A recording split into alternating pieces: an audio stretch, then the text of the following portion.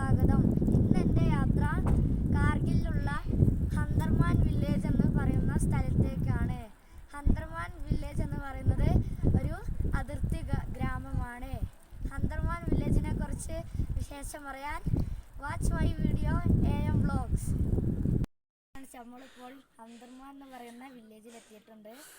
Corona കാരണം village തുറന്നിട്ടില്ല, അതുകൊണ്ട് നമുക്ക് പുറത്തുള്ള കാഴ്ചകൾ കാണാം. ഇവിടെ പുറത്ത് മ്യൂസിയം ഉണ്ടെന്ന് പറയുന്നുണ്ട്.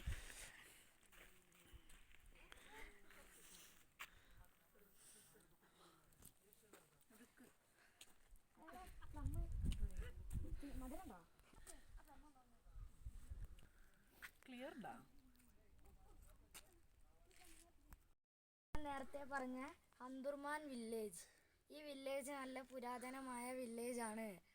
1970-ൽ ആണ് ഇവിടുത്തെ ആൾക്കാരെ മാറ്റി താമസിപ്പിച്ചത്.